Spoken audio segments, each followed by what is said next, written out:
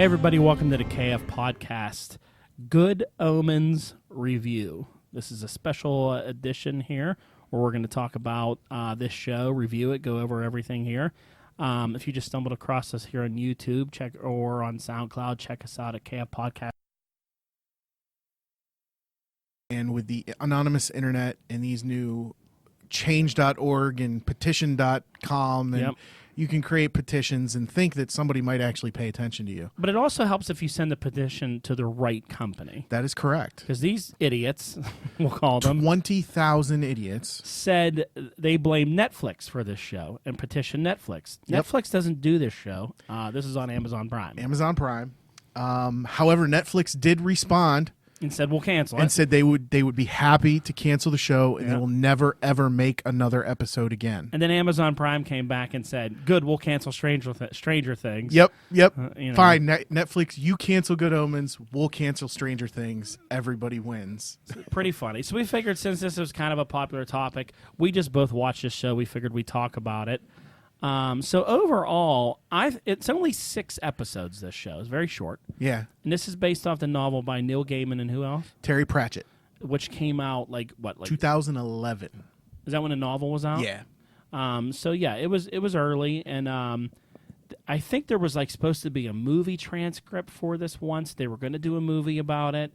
I think there's a play that's been done about this as well too. I believe, yeah. I didn't hear about the movie, but I have seen the movie. They never get it greenlit. So eventually they decided to do this miniseries. And I think the miniseries is the right way to go because it needed to be 6 hours. Yeah.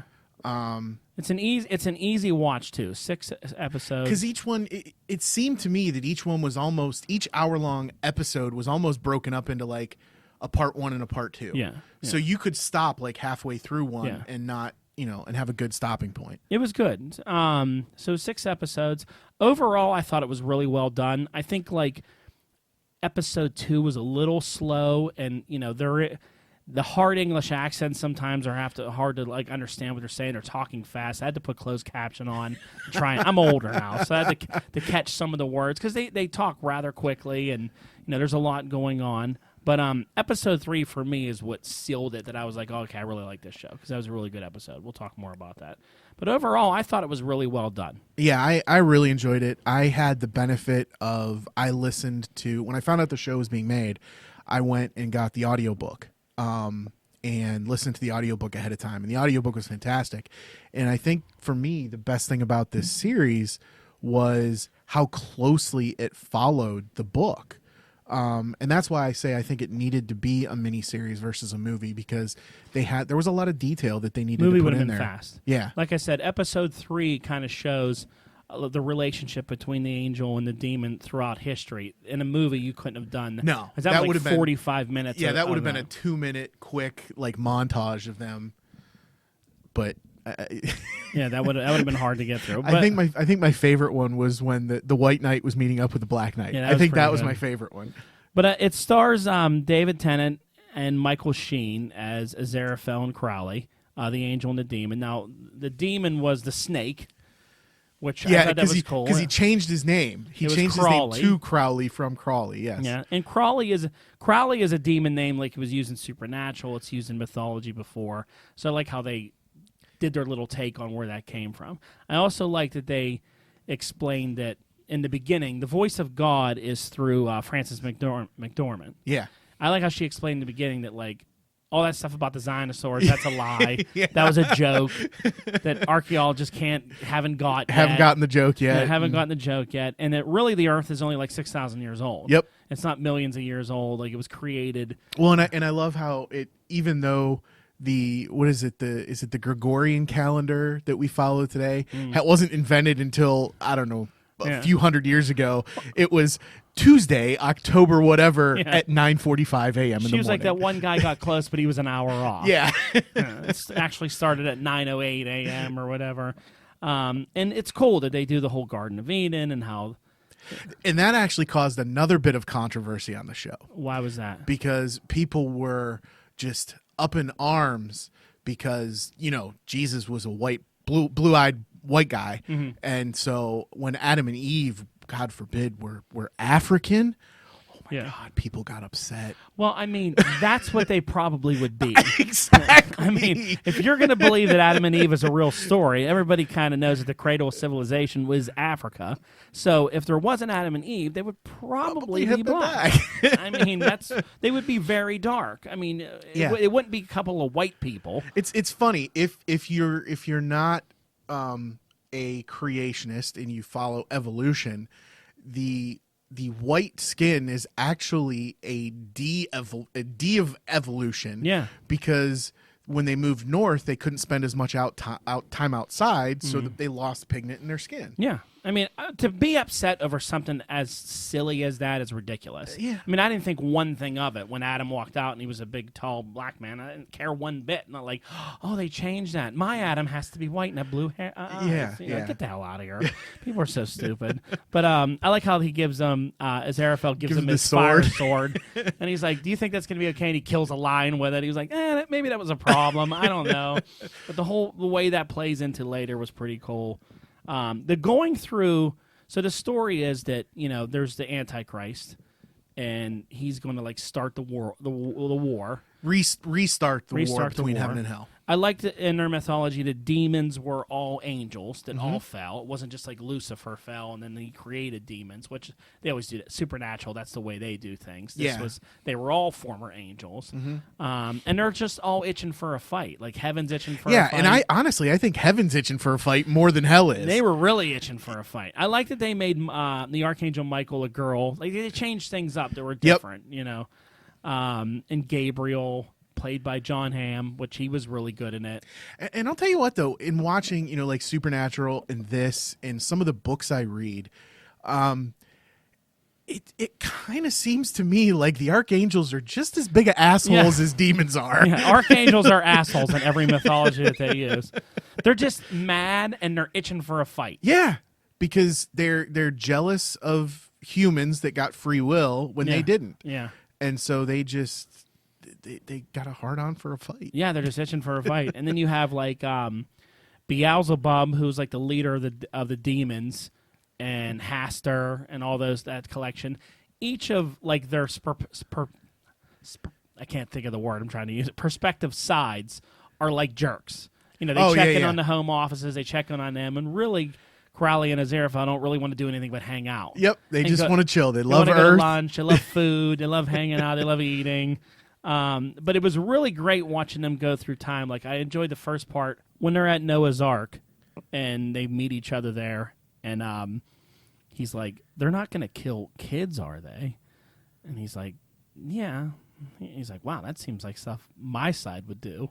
He was really surprised that they were going to murder children. And he was like, murder everybody. And he's like, "What about?" He's like, "Everyone." He's like, "Well, yeah, I think he's going to leave the Native Americans alone, the Chinese, the people in Australia." He's like, basically just the people in our neighborhood, which was kind of funny because they're mentioning that other faiths don't believe in that. So, little stab there, little dig there. But he said afterwards, once he does this though, he is promising that there's going to be a rainbow.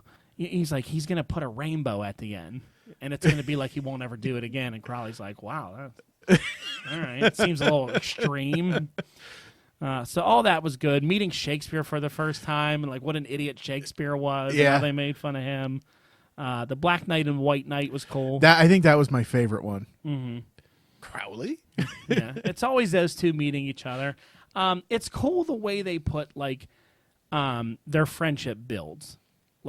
He doesn't want to like him because he's a demon. And same thing with Crowley. He doesn't want to necessarily mess around with Aziraphale because he's the angel. Yeah, but he saves his life twice. Yeah. Then he helps Crowley steal the holy water and all that because he needs it. Well, and they end up as part of their deal to just hang out. So, one side doesn't one of them will go and do some blessings and then we'll do some evil stuff. And then they'll take a couple years off and the other one will go and he'll do some blessings and some evil stuff. Yeah, and now a lot of people were talking about some of the other controversy was, are these two characters gay? The way they are, are they in love? Yeah. And my take on it was, I think they are kind of there is love there. Yeah. But it's not they don't have to go into a sexual thing. No, make it a part of that. I totally agree. It's an admiration for each other. Like I said, I think kind of Aziraphale's thing was, he like loves him, like looks up to him, like he's cool. Yeah. Like, he likes how cool he is and how like, you know, but he doesn't want to like admit it to himself. But he really wants to like be friends and be close. And when the demon finally says like they've been together 6,000 years. He's like, he's my best friend. He was like, really? I'm your best? You know, like he's, you know, I don't know why people had to go into like, well, you know, are there like they may love each other, but I don't think it's beyond like a sexual thing. Yeah, I don't either. It's an admiration and a friendship. They're and just best friends. Yeah, they're just really close. Like they really, really care about each other. You know, they like being around each other. Yeah. You know, it's great. I like when he got in the car from. He's like, "When we give you a ride?" He's like, "You go way too fast for me." So that part was cool. I just really like their relationship was just great. The more and more they did, the more and more they hung out. Really starting to act like each other in some things. He's like, well, yeah, because I mean, they did each other's job every once in a while. He's like, I can't do that. I do good things. He's like, all right, I'll do it. You know, but they were great. Some of the other characters you had in it, you had the Antichrist, Adam Young.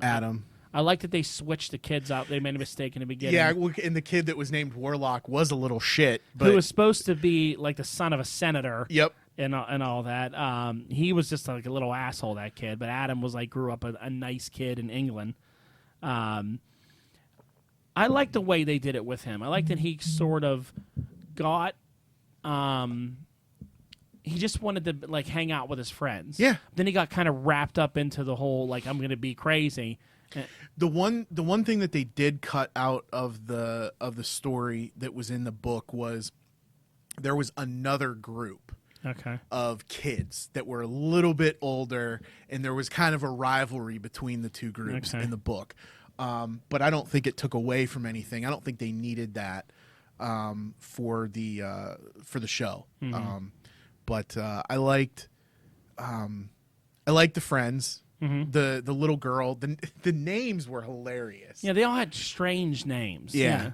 They had a lot of strange names, but they were good because they kind of kept him. In the end, they kind of convinced him to not be an asshole. And like, you know, when his eyes started lighting up red and he was going to do all that floating. stuff, kind of took him out of that thing and reminded him that he's a good kid. I think they did a good job with that. I really like. I call him Lenny from Lenny and Squiggy from back in the days of Laverne and Shirley, but Michael McKeenan, who played Shadwell. I like that whole witch finder organization. Well, the one guy. Yeah, the one guy. But like, I like that he had this whole organization. The whole thing with the Agus Nutter stuff, her prophecies. Agatha Nutter. She was cool. I like the way that she knew everything. Yep, and didn't necessarily. And I liked the way they did it because some places, some stories would have been lazy, and she would have said, "Oh, well, you know, it would have been laid out perfectly." Where in this. She was in the 1700s. She wouldn't know what a damn car was. She wouldn't know what all this stuff was. She called it like a 3-wheeled chariot. Yeah. And so, you know, they were able to make 17th century references that became valid later on. Yeah. She knew that her great granddaughter was going to have sex with that guy. Yeah. Well, and he was an ancestor of the guy that condemned her to death. Yeah. The way they tied everything together was great. It was really well done. You know, he was a pulsifier, and his ancestors killed her. I like when she was going to get burned at the stake, she put all those explosives in gunpowder in her skirts. And nails and everything to like kill everybody. That was cool too. But yeah, that was good. I like that chick that played I had a hard time with her name. She was Anthema Device was her last name. She was Anathema. Anathema. She was the witch. Yes. But that was cool. But back to what's his name, Michael McKeenan, who played the Witchfinder guy. He was really good. I really enjoyed him because he was like obsessed with that, asking people how many nipples they have and all that. That you're a witch, you know. Well, in the lady the lady that lived down the hall, she was always. She kept the company of gentlemen. Yeah. And so she was always... He called her Jezebel. Jezebel and all this other crap, yet she cooked him dinner every Sunday. Yeah, she cooked him dinner. You're like, what do you want, Jezebel? Yeah, all those mean names for her. But he was great. Like, his whole thing about how, like, you have to exorcise demons, you need a bell, you need a candle, and a book. And he's like, that's all you need. That's all you need to do it. He thought his finger was magical. Yep. He was funny. I had a good time. I liked that whole thing with the Witchfinder group and the way they played their role. That one kid, the Pulsifier kid, anytime he touched a computer, just blew up. Just exploded. I knew they were going to use that at some point in there. But what about the Four Horsemen? Four Horsemen I thought were great. I like the way they did the Four Horsemen. Yes, because I've seen, again, with the books I read, Yeah. I've seen a couple different incarnations of the Four Horsemen. Yeah. This was great. You had War. The badass chick. I like the way they had the delivery guy, that he was bringing them all their like weapons. Yep. All the things that activated them. Yep, and he just followed the orders no matter where he went. No one knew where the orders came from either. Nope. They were like, the orders just come through to gather them. And War, wherever she was, people just started like fighting. Yep. Those people were going to start gunning each other down. Like she had the fire sword. I think she was her cover, she was a war correspondent. Yes, she was a war correspondent. That was cool. Then you had Famine. He had a chain of restaurants. Yep. That, No, he didn't have the rest. He sold the food. Yeah, he was like a traveling food And salesman. the food was all like, it's not even real food. It was like made of ash or something. Yeah. No nutritional value whatsoever. No nutritional value. He liked to see people starve. He was cool. They got rid of pestilence because of the invention of penicillin. Yep. He retired. He retired. So they had pollution. Yeah. And pollution. She was gross. She was weird looking. Yeah. The way they had her looking, sitting by the lake with all the pollution there, she just throws the ball. Beautiful. She was pretty creepy. And then the coolest scene I thought was when the guy delivering all the weapons had to deliver to death. And there's only one way to deliver to He death. had to, like, walk in front of a truck and get killed. Well, and that happened like that. Like every time he stepped out of his truck, he was like, "Ugh, damn lorries!" And almost got hit by a truck. And then all that to deliver to death. And death was cool. Yeah, the way they did him was neat. He was like their boss. I like that. I like the way they got together. I like the way they rode together. That one guy in the town is like oblivious. Yeah. That oblivious dog guy was great. Like, well, because he was nebby into everything. Like he was always into everybody else's business, but he was just so shocked with them that he didn't know what to say or do. Yeah. Well, same thing when Crowley pulls up in his car. He pulls up in a flaming car, and he's like, "What do you?" And they have God talk and say, what he wanted to say was, "Why the hell is your car on fire? And why are you not worried about it?" But he said, "Hey, how's everything going?" "Yeah, the sign's down." And he's like, as he drove away, what he wanted to say was, "It's hard for me to miss." He's like, "That's because your dumb car's on fire, you asshole." Yeah. But that part was great. The driving in the car, his car was cool. Like the way he was. Yeah, his car was great. 90 years with that car, never had a scratch, and he took it through a flaming wall. Crowley had some great lines. He had some great moments that were really good. I like right in the beginning when he first goes to meet Hester and the other guy. I can't remember the other demon's name. Yeah, I forget. Anyway. When he just kind of saunters up with his sunglasses, and they're making fun of his sunglasses. Like, he's the kind of guy that wears sunglasses even when you don't need to. He was Duke of Hell Ligor. Okay, Ligor. That guy. They all the demons of hell had really weird. Like when they were up on normal Earth, they kind of looked better. But when they were down there, like Beelzebub had flies all over her head, which was totally gross. Yeah. But when she was up, she looked normal. And did you notice the hats? They all had like lizards on their heads. Yeah. I don't get that. Yeah, he had like a lizard on his head, and then the Ligor had the frog. Yeah.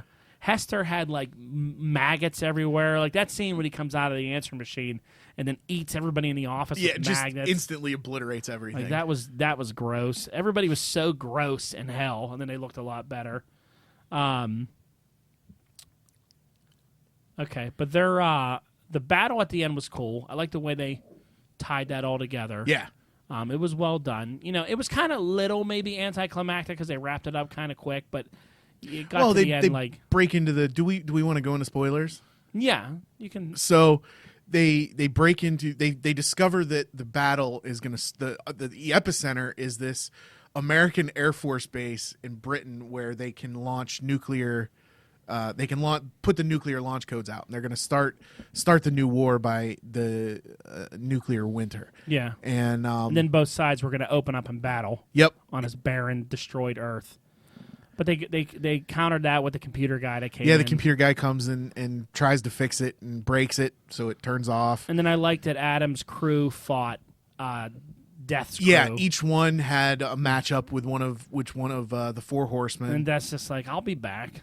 Yeah, it's like, you can't get rid of me. You need me. You get rid of me, the balance, which is true. You get rid of him, and there's nobody dying off. Absolutely. The part I liked is when Satan showed up, voiced by Benedict Cumberbatch.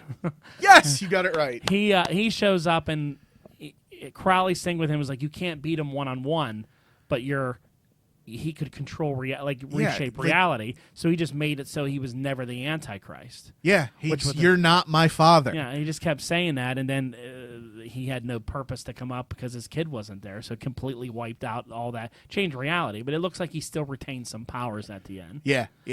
Which that was cool. The way it brought everything back, everything went back to normal. Well, and I love at the end he kind of grounds himself. Yeah, because his parents don't know what to do. Yeah, so they're like, well, what do you think should happen? I should probably go to my room for a while. Yeah, that was pretty cool.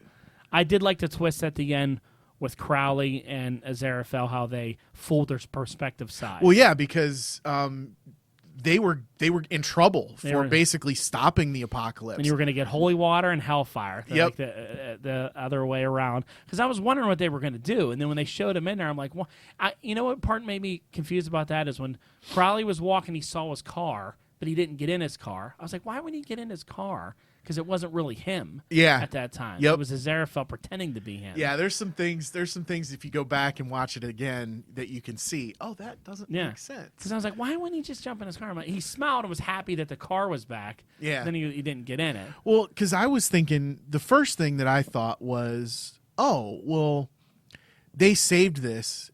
And yes, it went against what they thought was the ineffable plan. Yeah. But God's plan is always higher. I'm like, so God is protecting these two. Yeah. Like, she knows that they need to maintain, so she's protecting them.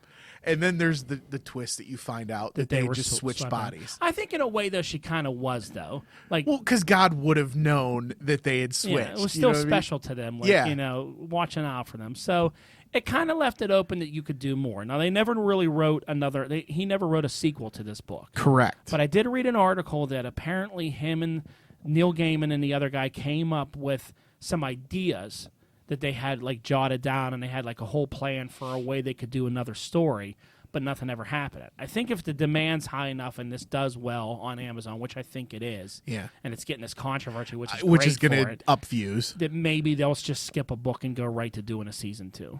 That could be cool. I would definitely be down. These characters were great. Yeah, I would definitely like to see what these two else get up to, because they're great together. Well, because there was another,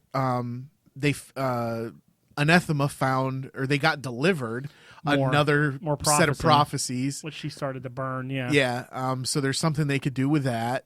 They could have Adam and his crew growing up. And because Adam and his crew have a real Stranger Things vibe going to them, the way they hang out and ride bikes.